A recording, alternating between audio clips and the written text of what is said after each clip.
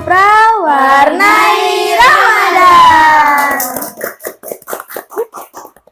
Assalamualaikum warahmatullahi wabarakatuh. Halo teman-teman semuanya. Alhamdulillah tak terasa kita sudah berada di pertengahan bulan suci Ramadan. Semoga semangat ibadah kita tetap terjaga dan semakin meningkat hingga akhir Ramadan nanti. Selamat datang kembali di Obrol Ramadan Kanupra atau yang biasanya kita sebut Obras. Podcast yang siap menemani Ramadan kalian dengan obrolan santai, seru, dan pastinya penuh hikmah. Perkenalkan, di episode kali ini yang akan menemani kalian semua adalah aku, Alicia. Dan tentunya hari ini kita sudah bersama narasumber yang insya Allah akan memberikan ilmu serta wawasan yang bermanfaat untuk kita semua. Kita sapa dulu ya beliau. Assalamualaikum Bu Hima. Waalaikumsalam. Gimana kabarnya? Alhamdulillah. Alhamdulillah baik. Semoga Ibu sehat selalu, diberikan kelancaran, keberkahan dalam menjalankan aktivitas serta berbagi ilmu bersama kita di Obras. Amin. Terima kasih banyak Ibu sudah berkenan hadir di acara kita. Sama-sama. Nah, teman-teman, di Obras kali ini kita akan membahas tema yang sangat penting untuk kita pahami bersama, yaitu menghindari hal yang bisa mengurangi pahala puasa. Seringkali kita sudah berusaha menahan lapar dan juga haus, tetapi tanpa disadari ada sikap, perkataan, maupun perbuatan yang justru dapat mengurangi nilai pahala puasa kita. Oleh karena itu, melalui obrolan hari ini, kita akan belajar bersama bagaimana menjaga kualitas puasa agar tidak hanya sah secara syariat, tetapi juga bernilai maksimal di sisi Allah Subhanahu wa Ta'ala. Semoga melalui podcast kali ini, teman-teman semua mendapatkan ilmu baru dan semakin termotivasi untuk menjalankan puasa dengan lebih baik dan penuh kesadaran. Nah, baik, kita masuk ke sesi pertanyaan ya Bu ya. Ya. Oke. Dalam kehidupan sehari-hari, perilaku apa saja yang sering dilakukan tanpa sadar tetapi bisa mengurangi pahala puasa? Perilaku yang sering dilakukan tanpa sadar, kalau di kalangan murid, itu biasanya yang paling sering kita lakukan, berkata kotor. Oh, kayak berkata kasar Ya, gitu. berkata kotor, berkata kasar, berbohong. Kemudian yang biasanya banyak dilakukan, sadar atau tidak karena kebiasaan menggunjing. Oh. Itu dapat mengurangi pahala kita selama di bulan Ramadan. Lalu menurut Ibu, apa perbedaan orang yang puasanya batal dengan orang yang berpuasa tapi pahalanya berkurang? Kalau orang yang puasanya batal itu memang karena ada unsur kesengajaan. Maksudnya kita atau orang tersebut itu sengaja memasukkan sesuatu dari lubang yang ada 9 di anggota tubuh kita. Seperti contoh memasukkan makanan atau minuman ke dalam mulut. Kemudian sengaja membersihkan telinga. Itu nggak boleh dilakukan ketika berpuasa. Karena itu dapat membatalkan puasa. Makanya ketika orang berpuasa, kemudian kita mau mandi itu kalau bisa jangan berkeramas. Karena apa? Karena ditakutkan nanti itu akan masuk ke telinga. Dan itu bisa membatalkan puasa tanpa kita sadari. Kayak nggak sengaja gitu masuk. Iya, nggak sengaja masuk, nanti tiba-tiba kerasa aja di tenggorokan. Karena kan kalau di dunia kesehatan itu ya telinga, hidung, mata itu kan jadi satu saluran. Kalau segitu kan kayak mata misalnya, netes obat mata itu biasanya ada beberapa obat yang ngasih kesan pahit. Oh iya, pahit. Itu kan kerasa di tenggorokan, itu bisa membatalkan puasa. Kemudian kalau untuk yang tanpa sengaja bisa mengurangi pahala, seperti yang saya sebutkan tadi, menggunjing, kemudian berbohong, kemudian ada lagi kayak berkata kotor. Mungkin memang kalau berkata kotor itu kan kita sudah biasa nih seperti ini, nggak ada niatan untuk ke sana. Tapi kan tetap apa yang diucapkan itu adalah kata-kata yang tidak sepatutnya untuk diucapkan. Gitu. Baik, lalu misal kayak dalam aktivitas sehari-hari, bagaimana cara menjaga niat agar puasa tetap dilakukan karena ibadah, bukan hanya karena ikut-ikutan atau karena ini di bulan Ramadan jadi kita ikut puasa gitu. Kalau untuk pertanyaan yang seperti itu mungkin bisa dikembalikan ke individunya ya. Karena kan setiap orang itu pasti mempunyai niat yang berbeda-beda. Ya.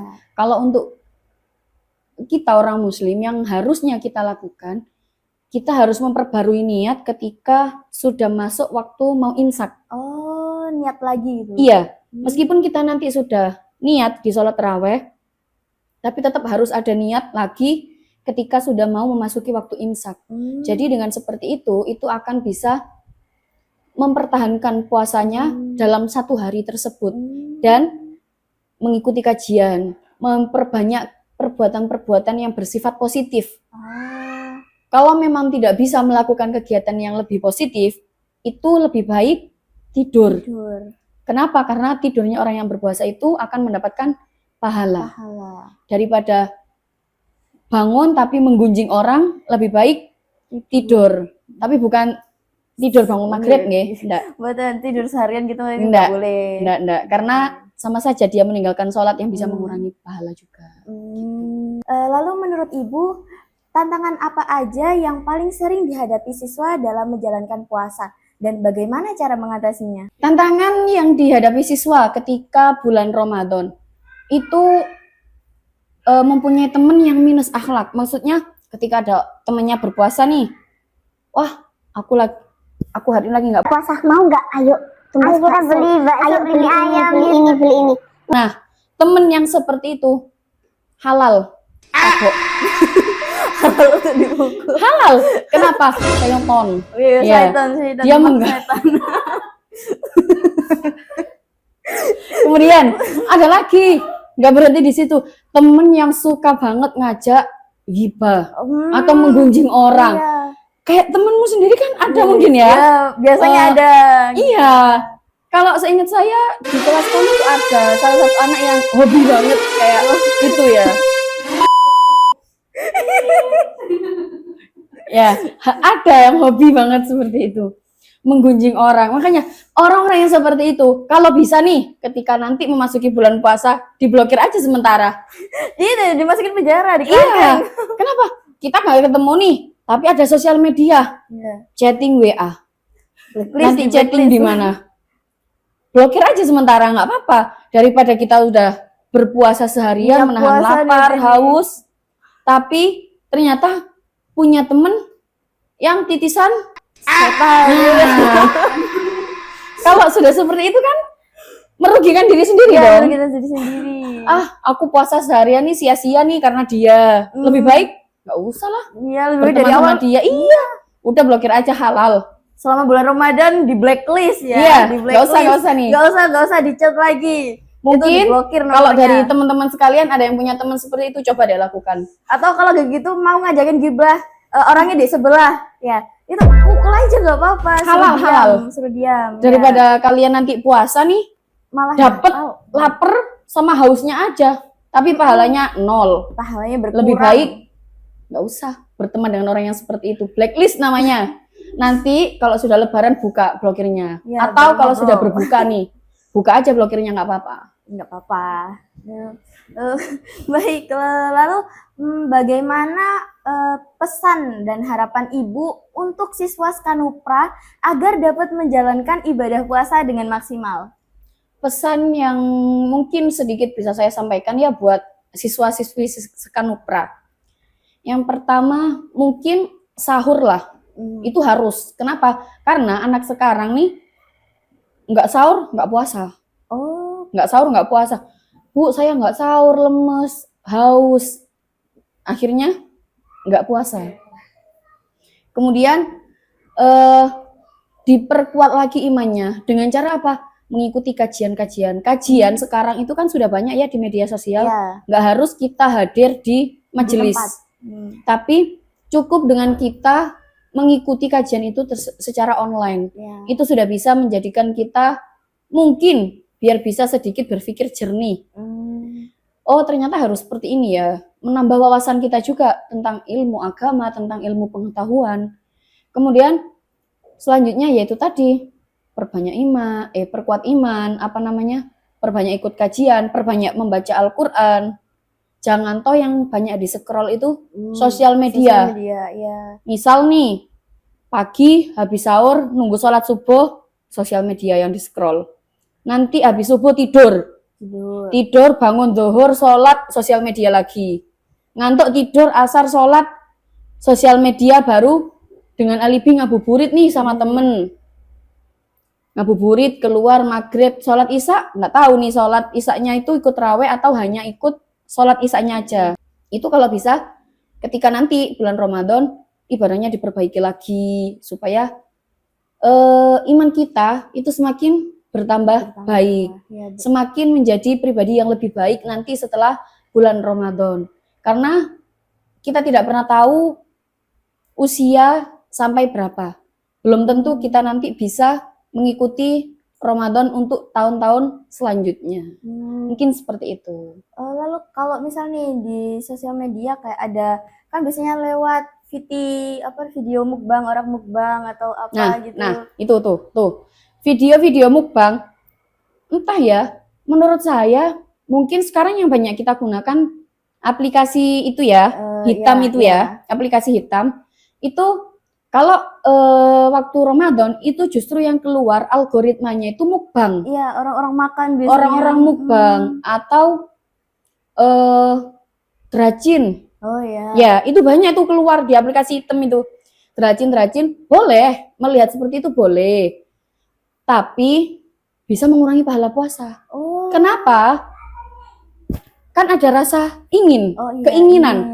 Wah, enak nih nanti buka puasa pakai ini. Wah, enak nih nanti seperti ini. Wah, enak nih nanti seperti inilah.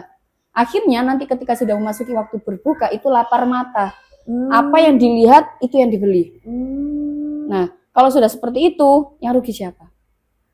Nah, kemudian kalau misalnya yang drajin tadi ya, Bu, tapi kan sekarang kita hiburannya itu lihatnya ya drajin. Kayak CEO Batu Gio atau apa gitu kan. Itu kan anak-anak sekarang banyak ya yang lihat seperti itu ya. Kalau misalnya yang dilihat itu memang tidak ada unsur-unsur negatifnya, silakan. Tapi kalau misalnya di dalamnya itu terdapat unsur negatifnya, lebih baik jangan. Karena gitu. Bisa mengurangi pahala puasa. Baik. Nggak terasa ya teman-teman, obrolan kita hari ini sudah sampai di akhir. Banyak sekali pelajaran yang bisa kita ambil dari sharing Bu Hima tentang bagaimana menjaga puasa agar tidak hanya menahan lapar dan juga haus, tapi menjaga sikap dan perilaku kita sehari-hari. Terima kasih untuk Bu Hima yang sudah berbagi ilmu dengan kita. Semoga ilmu yang disampaikan bermanfaat untuk kita semua ya. Amin. Terima kasih juga untuk teman-teman yang sudah mendengarkan Obras.